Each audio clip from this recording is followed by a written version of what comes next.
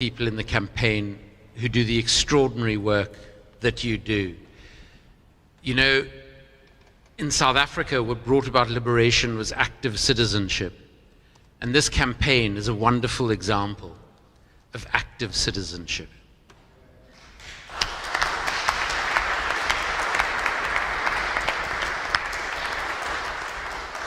It's also a great honor for me to speak on a platform with such esteemed people in support of that most revolutionary of things, a truth teller. And particularly, I would like to say what an honor it is to share a platform with Lauri.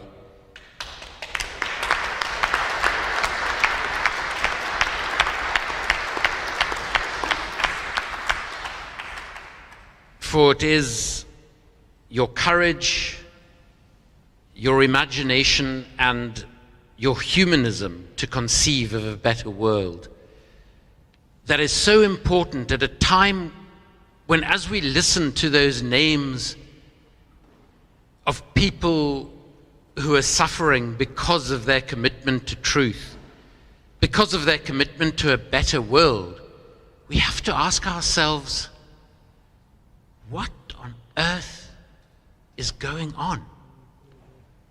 How is it possible for these corrupt mediocrities, evil people whose primary and overwhelming concern is their own material well-being, their own political and economic power?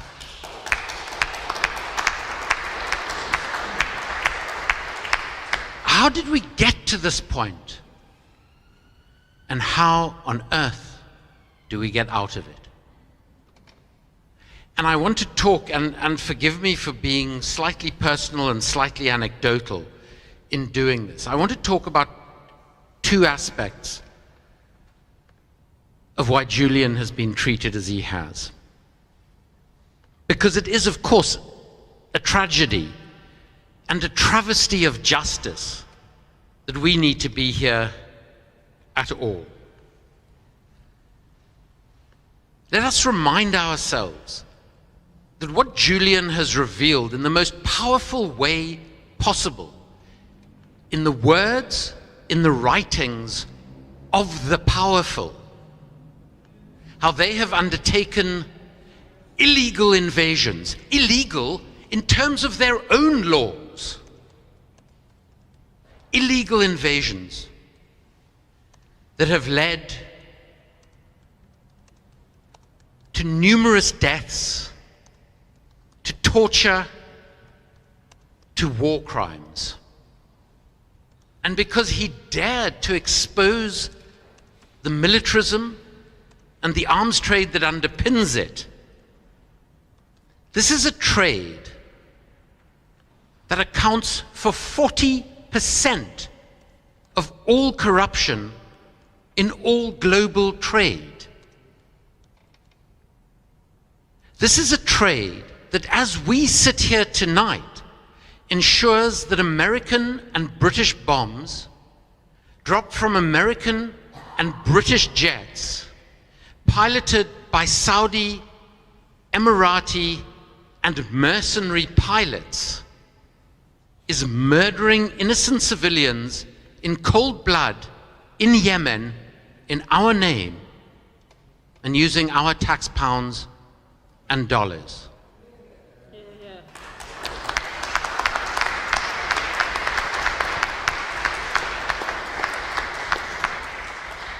And who benefits from this? Who benefits materially and politically?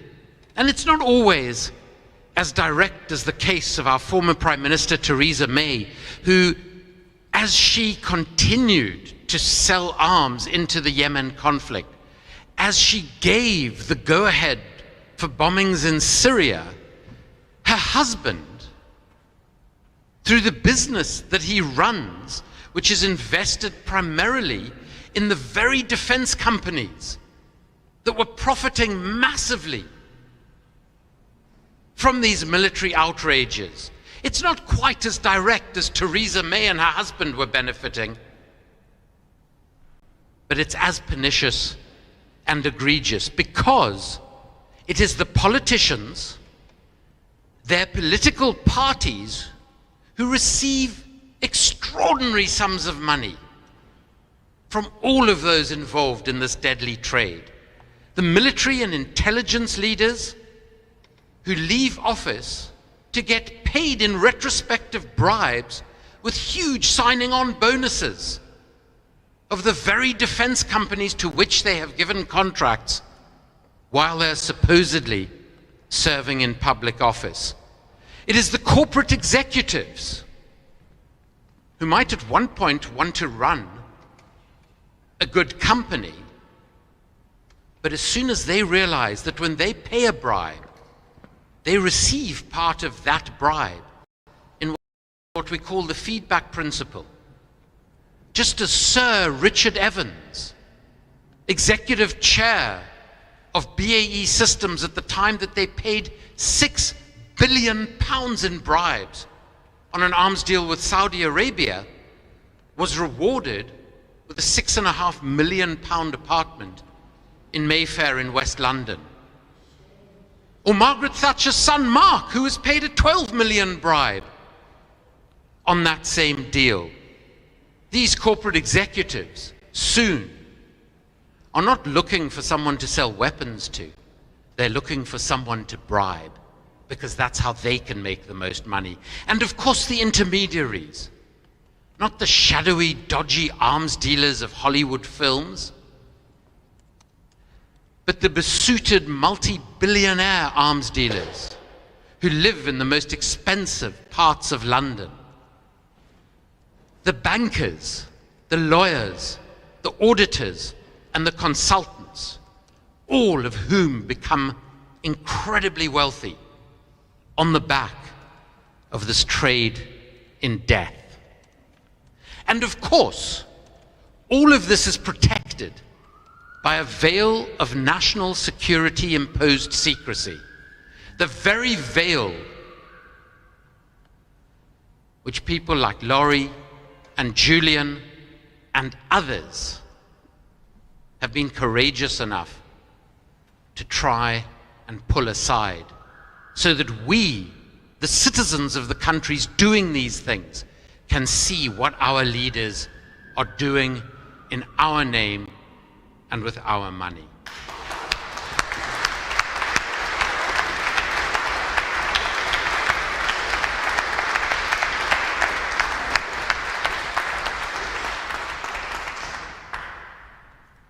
But let us also never forget that power and its compliant media will never give up anything willingly. That the only way power concedes is when enough of us, for long enough, struggle against that power to overthrow it. And you know, as we sit here tonight, wondering whether tomorrow the British justice system will do finally what is legally and morally right in Julian's case, or whether it will once again show itself to be the US's corrupt little poodle. As we sit here and imagine the foreboding that Julian must be sitting in his cell with tonight, as we sit here, let us commit ourselves to the sort of struggle that hopefully tomorrow, but if not tomorrow, in another tomorrow, will finally set Julian free. And what gives me hope that this will finally happen is because I had the enormous privilege as a white, comfortable, privileged South African to play a very tiny and insignificant role in the struggle against a legalized system of racism, apartheid. And you know, at very little inconvenience to myself,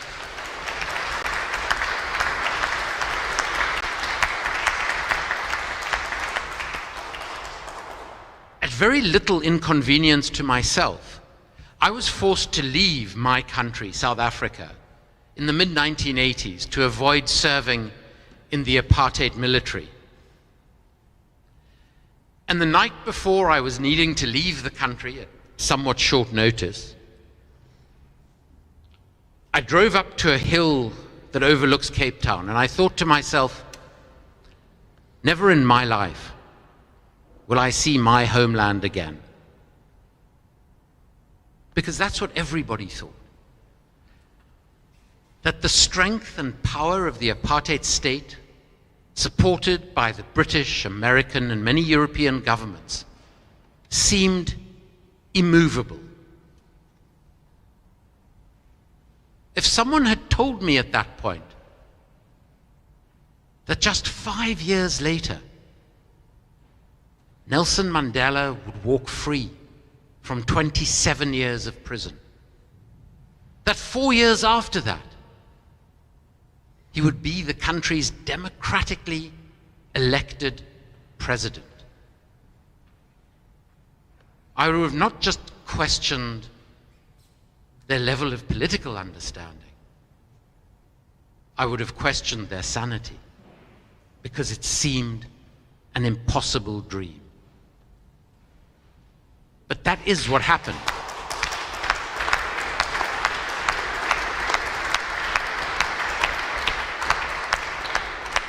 That is what happened in South Africa. And the reason it happened was because the vast majority of South Africans refused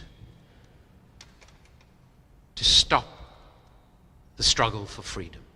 They made the country literally ungovernable.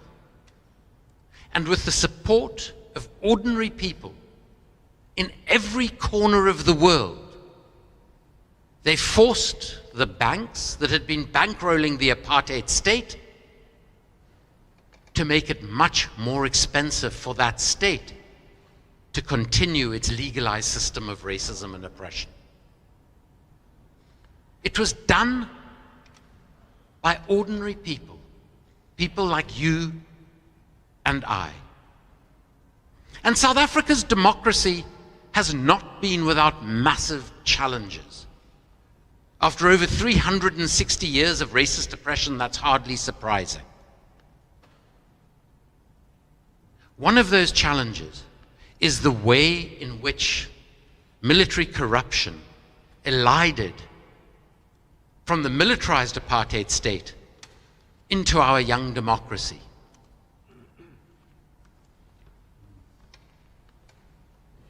Just 4 years after our democracy, the country decided to spend $10 billion on weapons. Weapons that we didn't need, weapons that we have barely used.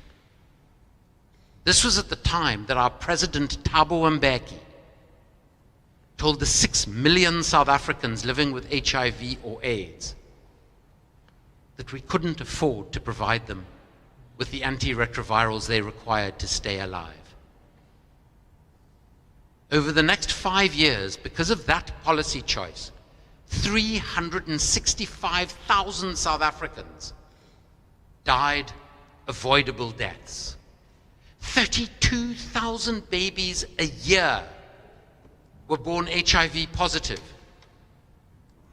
because we couldn't afford mother-to-child transmission treatment, but we could afford to spend $10 billion on weapons because conservatively, the defense companies, led by BAE Systems, championed by Tony Blair, paid $350 million in bribes.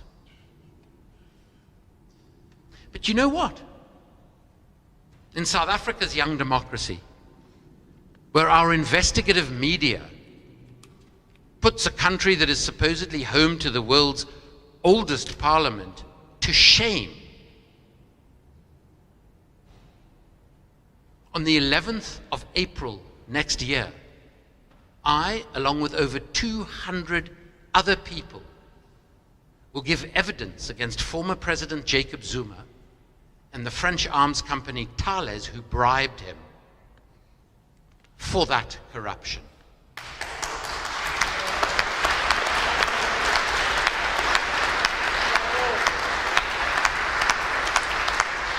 But today, I live in a country where Tony Blair, one of the most corrupt war criminals on this planet, not just walks free,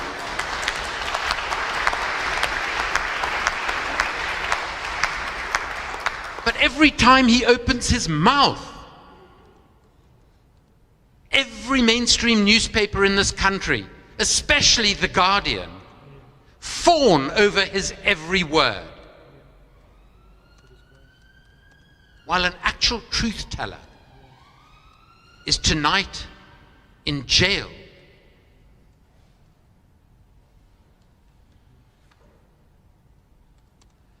So let us remind ourselves that to change our political system, to change the nature of the world that we live in,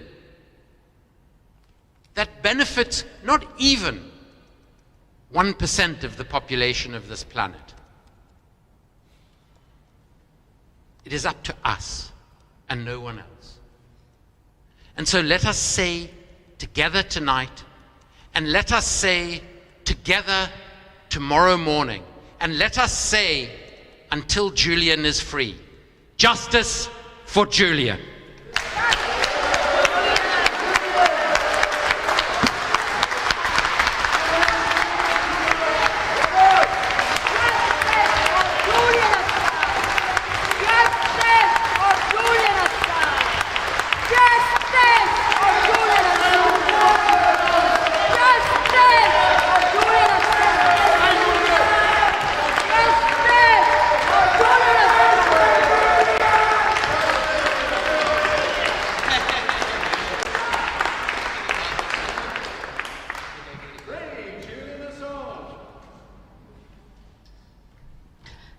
I'd now like to just remind everybody that it is your taxpayer money that is funding the CPS's Claire Dobbin and James Lewis QC, Claire Dobbin QC and James Lewis QC, and the CPS under Keir Starmer's leadership was involved in stitching up Assange. Let's make sure that we hold them to account for the things they say in court tomorrow and elsewhere.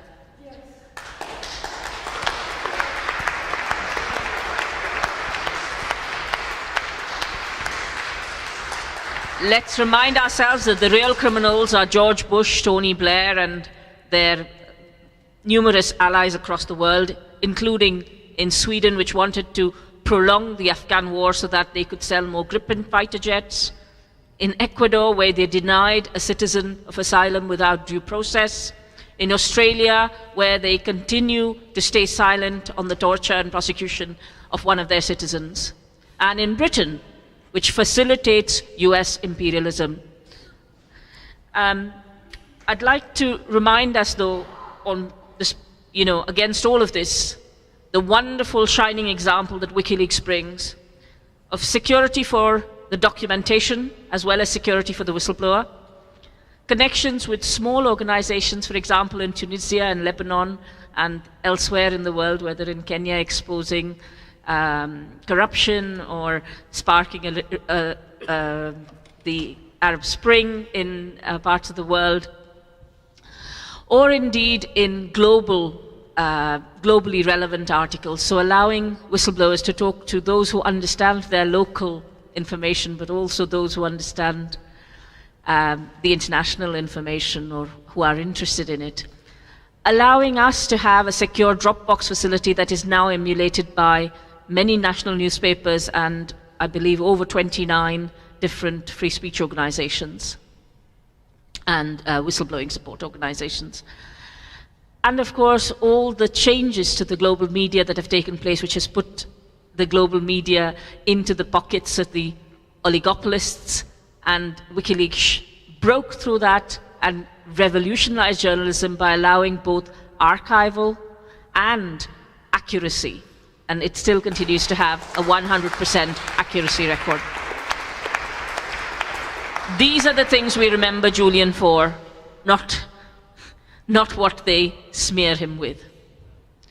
And one of the important things about these Free the Truth events is that we have these brilliant speakers, and I'm very grateful to them for their time.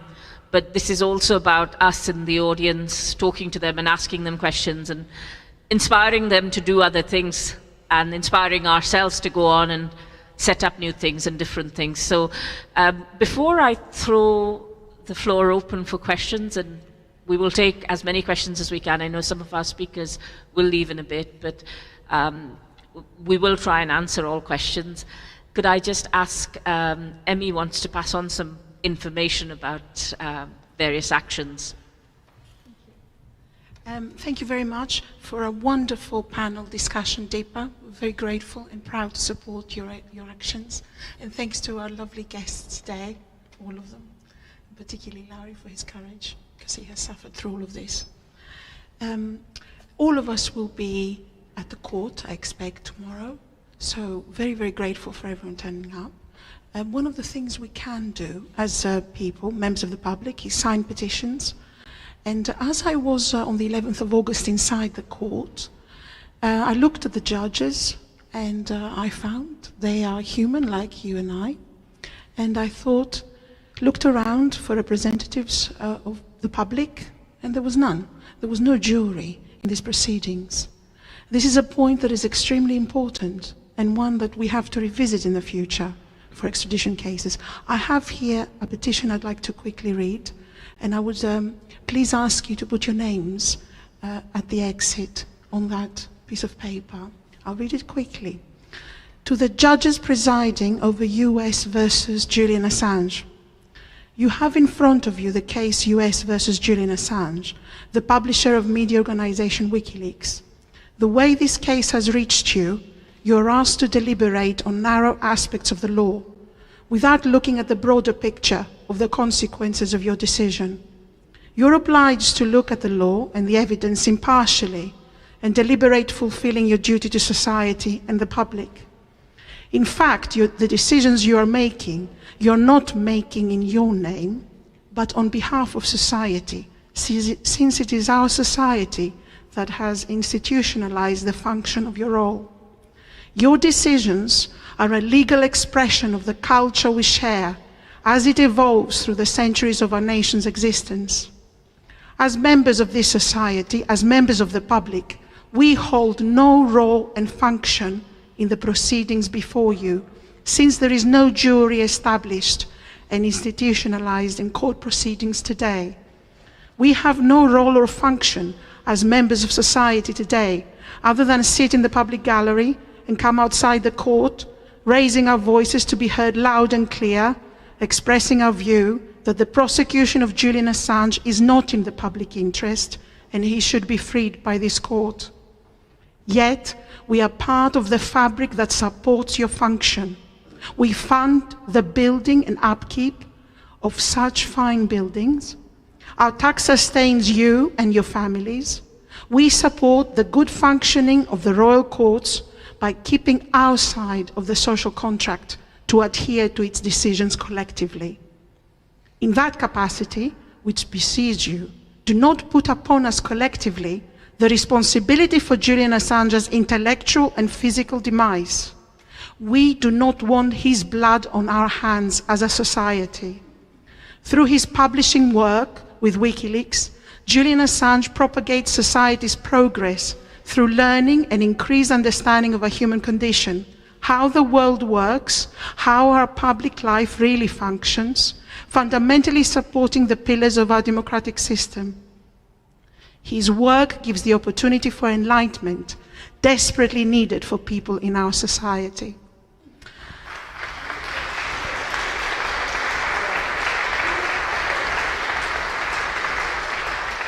His work shines a light where we fail.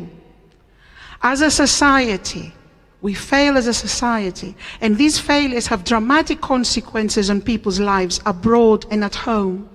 This is why the prosecution of Julian Assange is not in the public interest. Your decision on the case before you will determine what direction our society takes for the future. Choose enlightenment and not darkness. Generations before us have given their intellectual input, hard work, sweat, and even their lives to reach the state we live now without the fear of arbitrary violence unleashed upon us as a society on a massive scale. Yet, following the case of Julian Assange, the threat of losing this is evident. Our intelligence services, our police, our governments stood silent or were complicit as foreign actors planned the kidnap and murder of someone who lived among us. Julian Assange is one of us. His prosecution is not in the public interest. The progress of this country has achieved is priceless to all of us who live here. Let our progress continue. Do not choose our intellectual and moral decline. How can it be that our society, through our institutions, can reject the fundamental humanistic values of enlightenment that Julian Assange's work with Wikileaks represents? Public opinion agrees. The prosecution of Julian Assange is not in the public interest. No jury would send him to America to face his tormentors.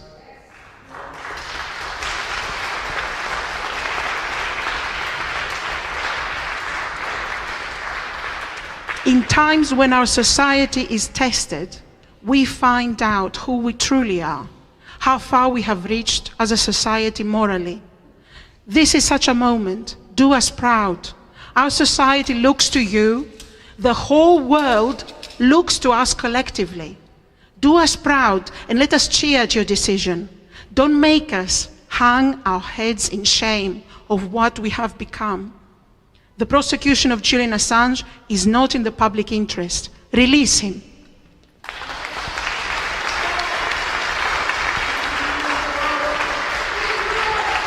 Please sign the petition at the exit. Thank you.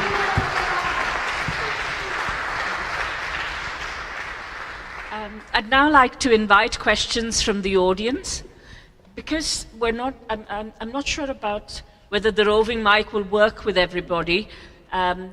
Could I ask people to either come forward or say their question from their space if they would prefer to, and then we can... Oh, there is a roving mic. Excellent. Thank you.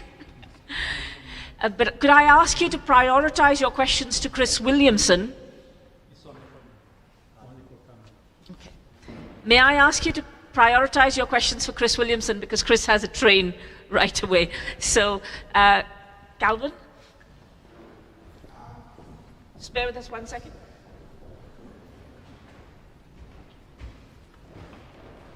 At the moment, this country is being led by the most corrupt, cronyism-led government of my lifetime. The judicial system in this country is a joke. The charges that Julian Assange face are farcical. They are an absolute joke. How he has been held captive in Belmarsh this long is a joke. As most of you know here, I'm a whistleblower. The question to Chris: if you had the say-so today, would you defund FTAC? Would you revitalise the judicial system that this country has? Because what I see is an absolute joke. And one other thing, I've also been held captive. I was held for 18 days. They tried to lock me up for the rest of my life with charges of alleged threats to kill Boris Johnson, and FTAC claimed that I had ideas of grandeur because they claimed that I was not a whistleblower.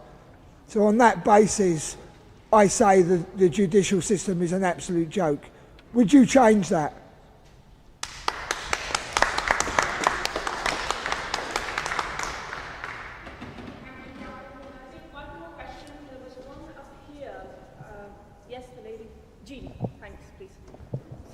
eyesight isn't very good. Oh, okay. And then the lady up there. Hi. Hello? Can you hear me? This is a question for Chris. Some months ago, 2 or 3 months ago, a letter was taken, signed by 24 signatories from the British Parliament, cross-party. 4 people. Sorry, is there a problem? Oh, I need to speak. This is only for the camera. Oh, okay. All right.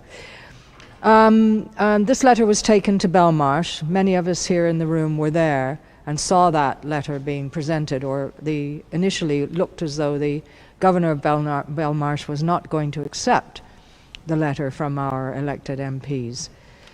My question is, given your knowledge of how Parliament works, what happens to such an initiative? It seems to have disappeared.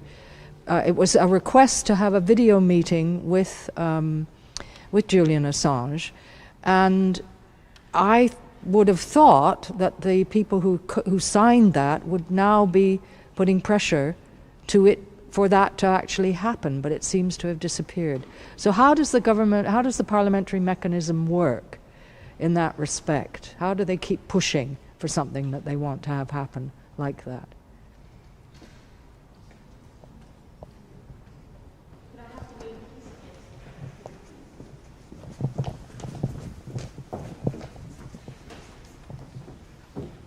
My question is to Chris Williams. My question is to Chris Williams.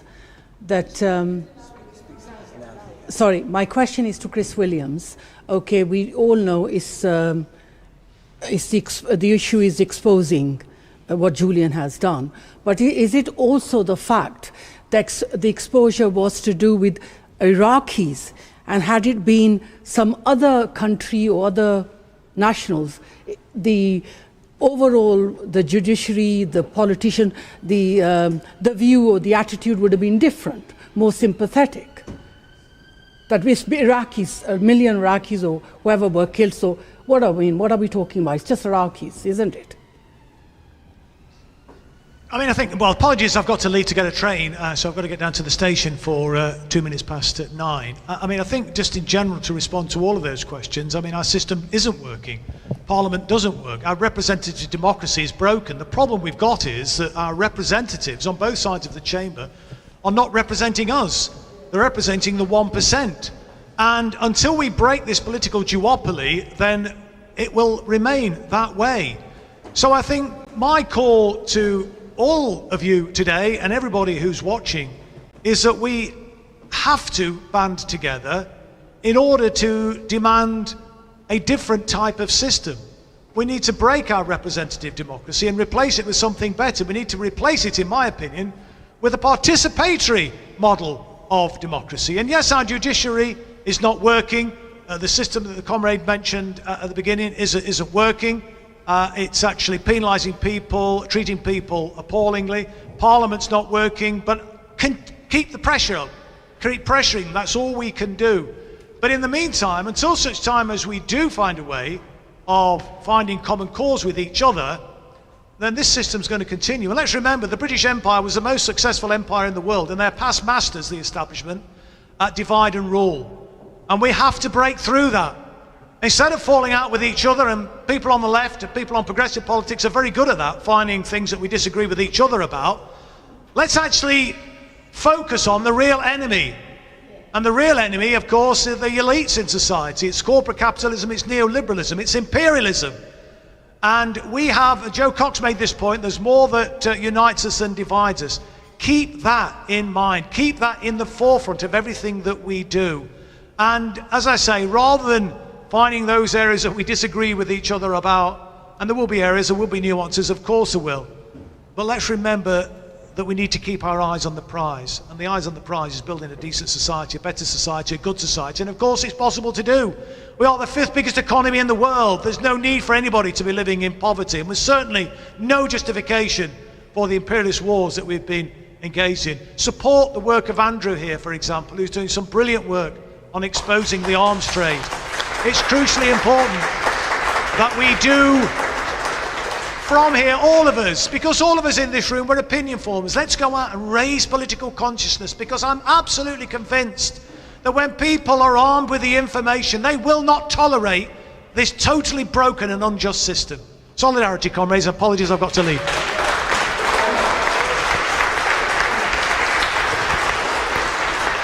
Thank you.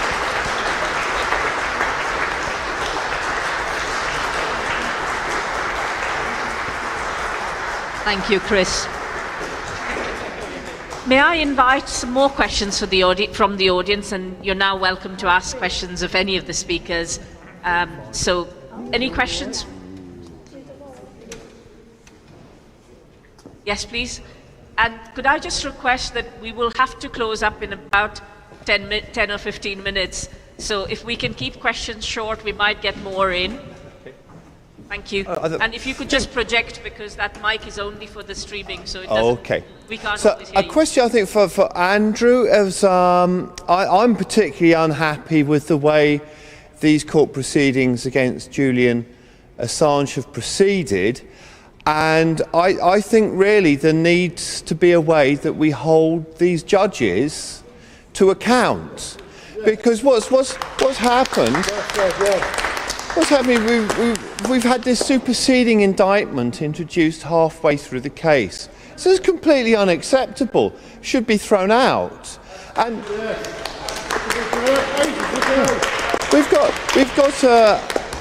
got another hearing going on where we know the key witness has lied. It's just that this is farcical. And I think these judges need to know that there are going to be repercussions. If they go on with this, they are committing a crime. They are actually criminal. And it's just like, they're not. Judges are supposed to implement justice. And then they're frauds. This is fraudulent. You know, how could we best hold these people to account? And so, in a positive way, so that people don't follow their example in the future. So we don't have judges doing this kind of thing in future cases. So that's my question. Thank you very much. Well said, comrade. We'll come back to Andrew for that question. Could I take a couple more? Yes, Eric, please. Eric, of course, has been seen outside Belmarsh prison and elsewhere, and it's wonderful to have someone who's leading the way, irrespective of the weather and irrespective of how things are. Thank you very much. Just as loud as I can. Okay. As we know, the Crown Court Judge Vanessa Breitzer said Julian should not be extradited. And of course she gave a reason, which I think none of us would like, although we were glad when she said should not be arrested. But she said because he would be able to circumvent, which means to get around, and his suicide prevention measures of the United States.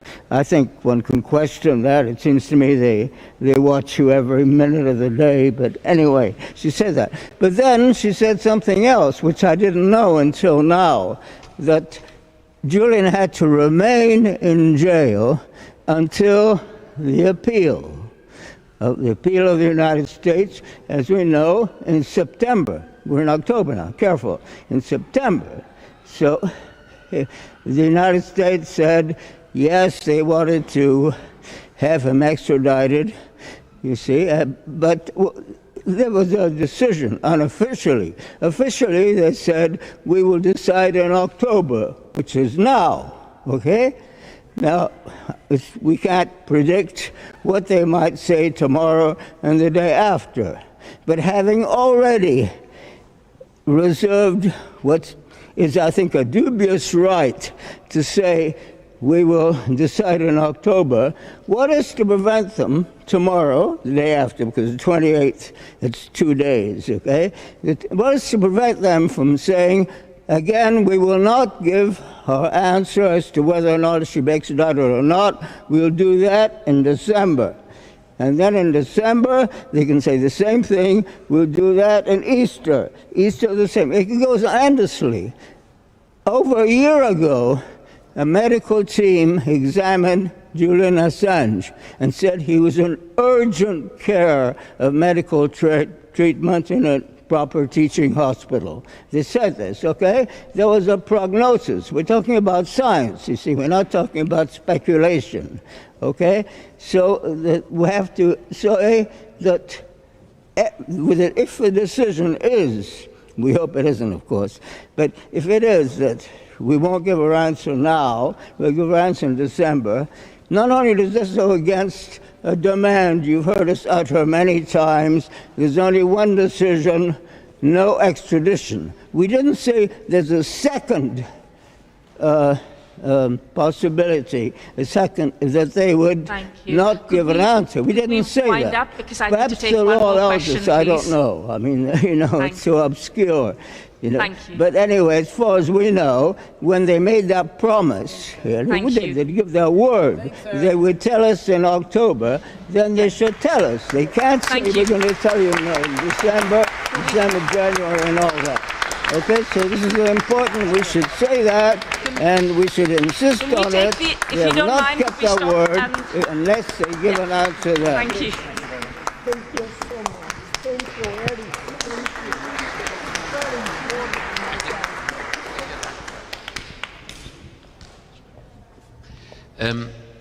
In terms of responding to the issue of holding judges to account, you know, in any struggle, you have to do things in parallel.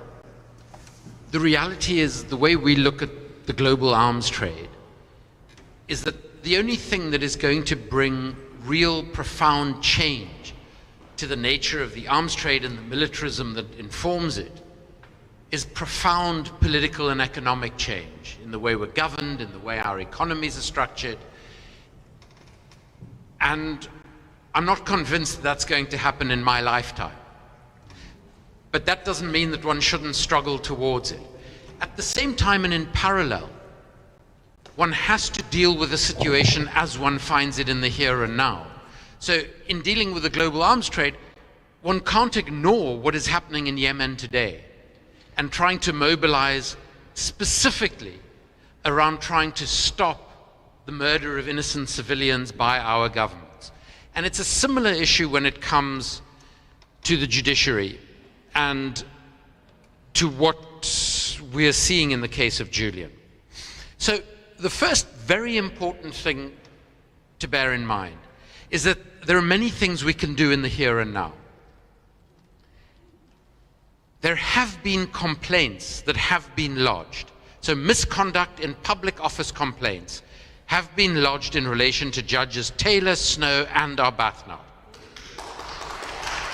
Those have been made. They are on the JADC website. They need to be supported.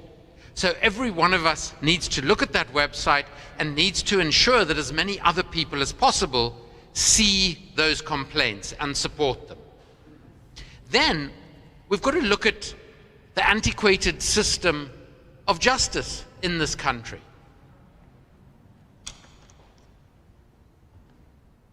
In South Africa, which, as I said, is by no means a perfect democracy, 27 years into its democracy, at least there is a public process in which public representatives ask questions of potential judges. And the judges have to respond, and every South African has access to those hearings on television and or radio, which in rural areas is used far more than television. Now, I'm not saying the South African judicial system or the South African judiciary is perfect. But when I look at the way in which South Africa's constitutional court, with a very progressive constitution, let's say, has held the state to account, regardless of who constitutes that state, I actually think the United Kingdom could learn a great deal from it. So I think there are processes that could be brought to bear that would make the appointment of judges a more open, a more public, a more participatory process. But then, of course, the laws that judges are supposed to rule on are themselves very problematic. And we've heard how there are adjustments made to laws because of political developments, because of military developments like the so-called war on terror, etc., etc. And that comes back to what Chris was raising about the nature of our representative democracy. And I think, you know, there are many political analysts and thinkers around the world today who would say that the form of liberal democracy that is currently practiced in those countries where we live in liberal democracies is failing the vast majority of people in those countries. And I think we experience that in the reality that this, the 6th or 7th richest country in the world, has more food bank use than at any time since the Second World War. Now, you know, the reality is our system of government and economics is failing if that's the case, at a very basic test. So clearly those who are being elected in our democracy, which, like the United States of America, is the best democracy money can buy. And let's not forget that. Those are the words of Greg Palast, the American journalist. I mean, I am represented by Sir Keir Starmer. Now, you know, the reality is that as a constituency MP, before he became leader of the opposition, he was appalling. He has no politics, he has no principles, he has no ethics, he's a charisma-free zone, and he is remarkably divisive within his own party, within his own constituency. And when we tried to tell the broader Labour Party that, they still went ahead and elected them the leader. And everything we knew about him has come to pass. And I do wonder whether he is the most inept and abject leader of the opposition or leader of the Labour Party it has ever seen. So we've got to look at our political systems, but that's a big task. That is a long and a profound struggle, and we have to engage in it. But at the same time, we've got to do the things we can do now. So I would say to you, when we go home from here, let's all look at the JADC website. Let's look at that complaint and let's support it so something can start happening in the here and now.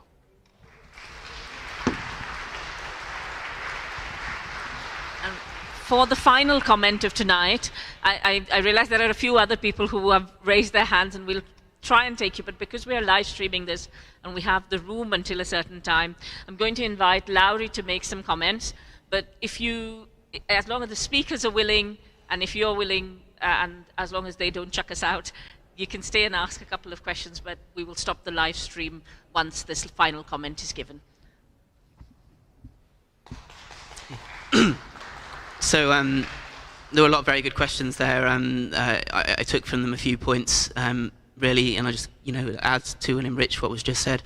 The main issue seems to be that we are banging our heads against the wall, that the mechanisms that are given to us or are suggested to us to seek redress, to seek accountability and to agitate for justice do not appear to work. And that's not, accidentally, it's because they are designed to give the illusion that they work, but actually they fritter away the will and the energy of people that attempt to use them.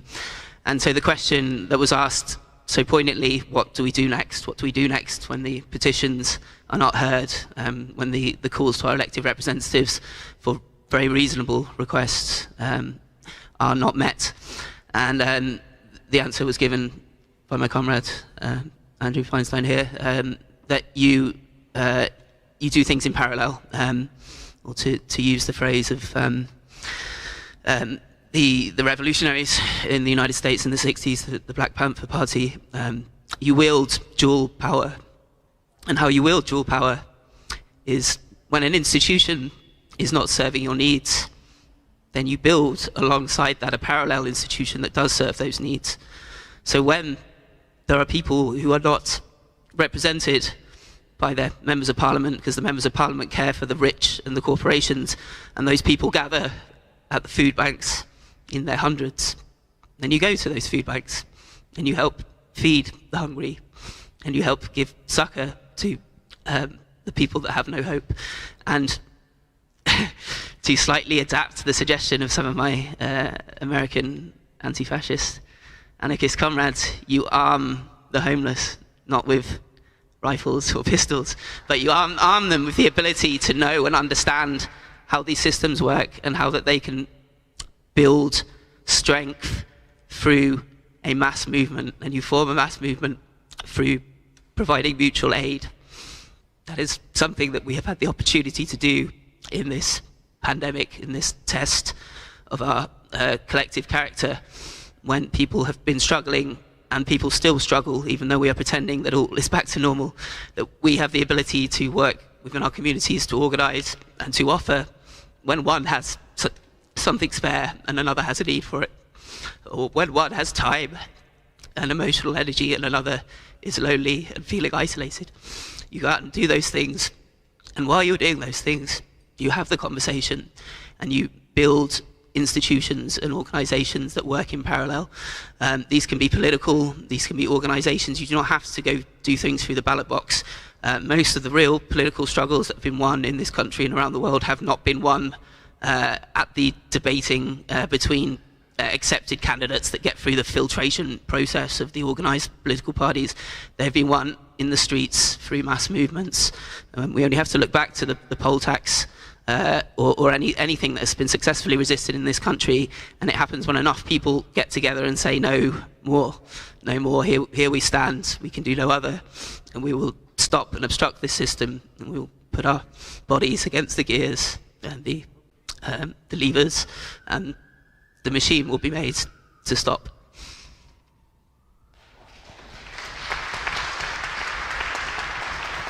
Thank you, Lauri. I'm being given a very clear sign that we will have to leave the hall very shortly. So please may I request you all to remember the buckets, because that will pay for some of our speakers' travel and the hire of the hall. And thank you all for being here, and thank you to those of you who streamed online, all the different activist groups and news organizations that are streaming and political organizations that are streaming. We're very grateful to you for your solidarity, and see you all tomorrow morning outside the courts. Thank you.